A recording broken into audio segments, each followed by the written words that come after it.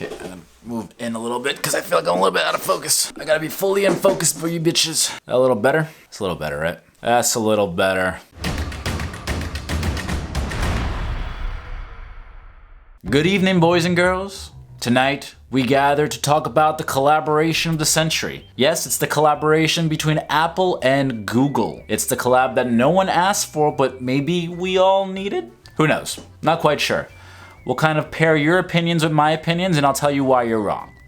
Just kidding. Essentially, Apple and Google are collaborating to create this huge program that'll help track and ultimately help contain the spread of the coronavirus. At least that's what their intentions are. And, you know, as we all know, the road to hell is only paved with good intentions. So we'll see how far that gets them and where we'll end up together as a society, as people, and as humanity. We're gonna cover in this video, we're gonna cover what is the app, or what is the program that they're essentially gonna roll out? How does it work? When will it be done? What are the concerns? Because there's always concerns, right? There's always concerns with these kinds of things. You try to help people, but people will find something to, like, you know, pick at. But to be fair, there is validity to the picking in this case because I understand there are privacy concerns, there are usability concerns. This isn't like the 5G situation where you had crazies like, you know, making up conspiracy theories and whatnot. This is actually, you know, I get it. And will it actually help us?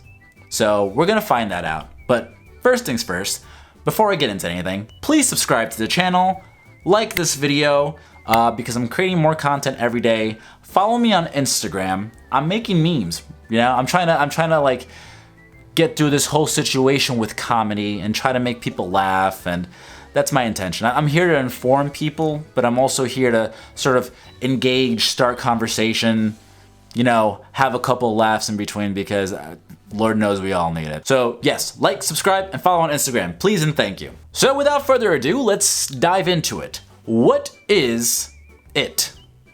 Right? We don't even know what it's gonna be called. So basically this rollout are designated apps that'll probably or most likely be integrated in the next update of the iOS system and the Android system to help track and trace the spread of the coronavirus. I believe the terminology is contact tracing.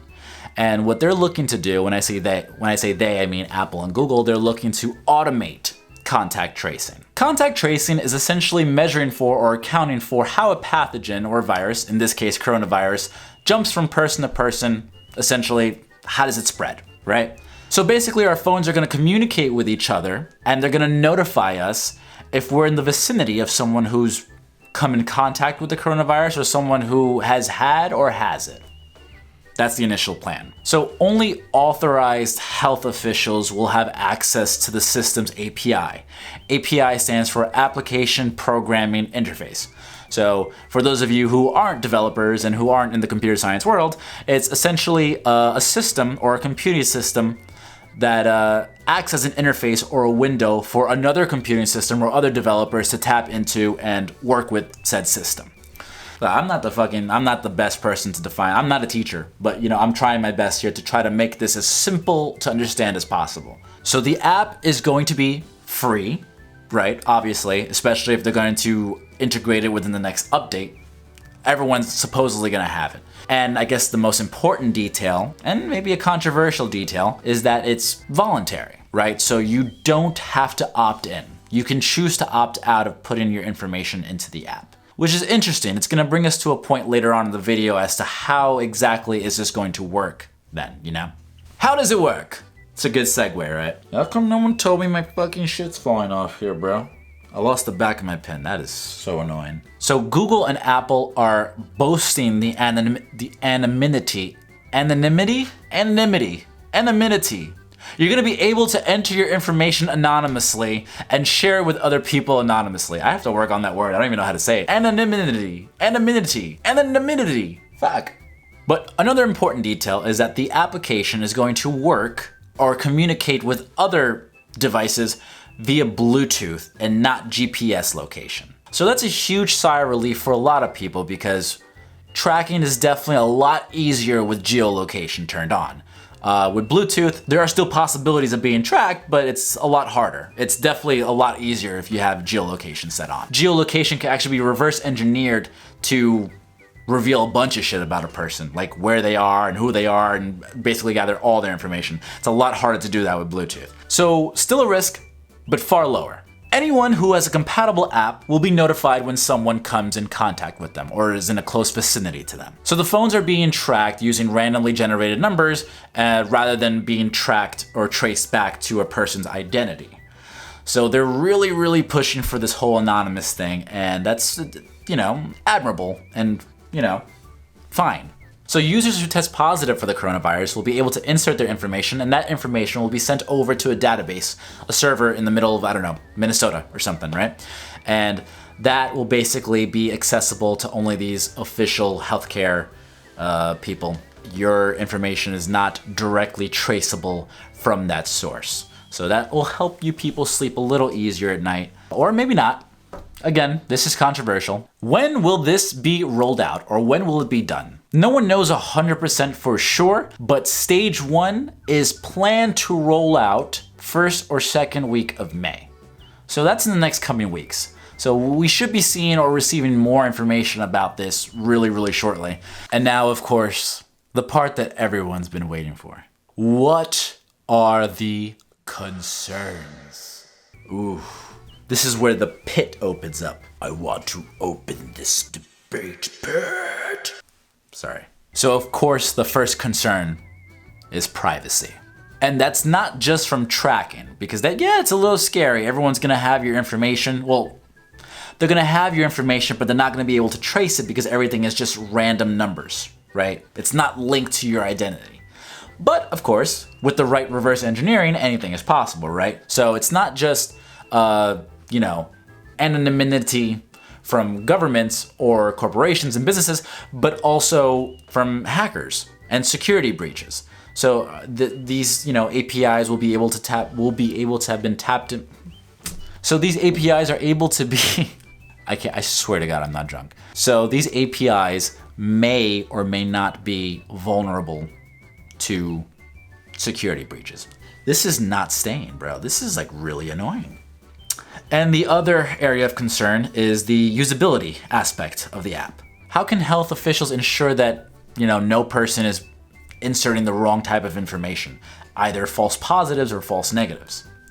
And that's a very fair question. Any sicko can go ahead and say oh, I have it. Just like stir shit. Trolls. And some people, will go ahead, and we all know this person. They'll go ahead and say yo, bro, you know what? I had this shit. I'm telling you, I had it. I had a really bad cough back in January. I definitely had this shit, so I'm gonna put it down here. Unless you got tested, you don't know 100% sure if you got it. So one of their ideas is to sort of roll out a system within the hospitals or doctor offices and clinics. If you do test positive for the virus, you will be given a QR code to which you can scan on the app, and that app will receive the information anonymously and tie it into the random generated number that you are assigned to, and that's that. So that's how you can avoid that issue of, reporting false positives or false negatives. Who knows if that's gonna work? I mean, it seems like a good idea, but The second usability issue is the whole instance with Bluetooth communication. How will the devices know that I'm sitting next to a person or across from a person, as opposed to a person being in the, in the apartment next to me, right?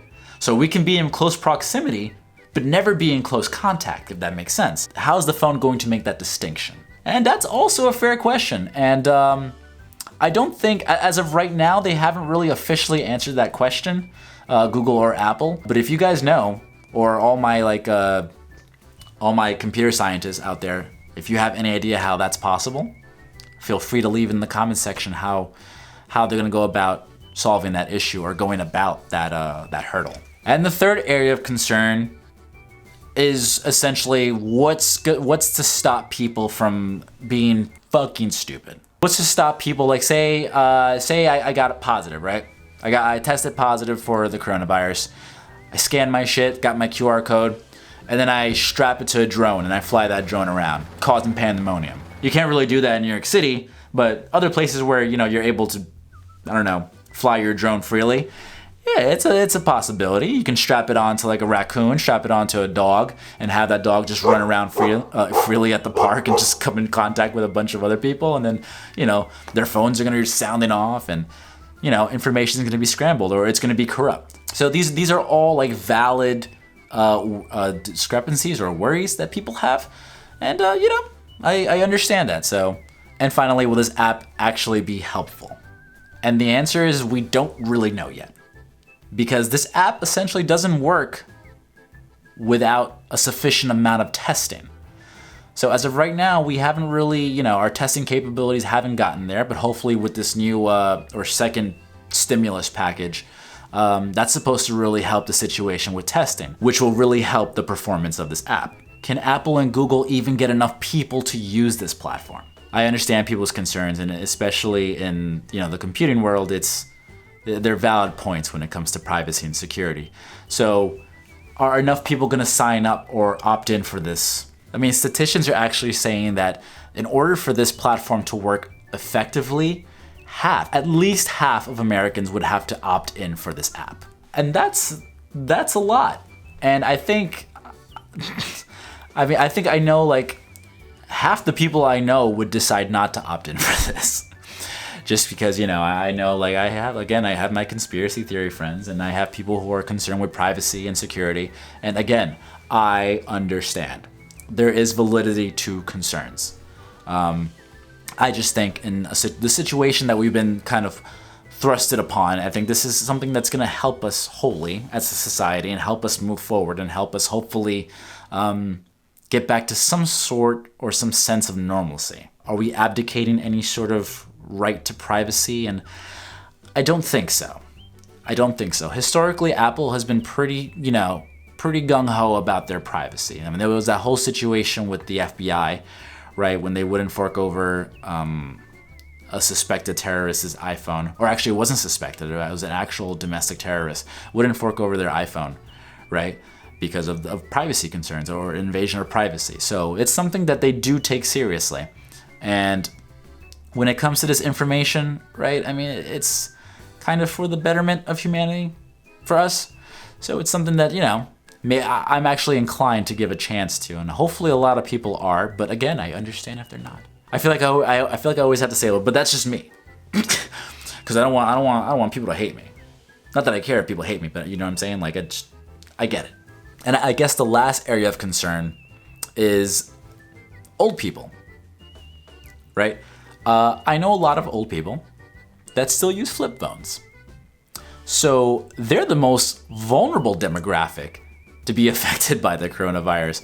And, you know, a good portion of them, they don't have smartphones. So what are we gonna do with them? How are we gonna trace them? You can't automate their steps.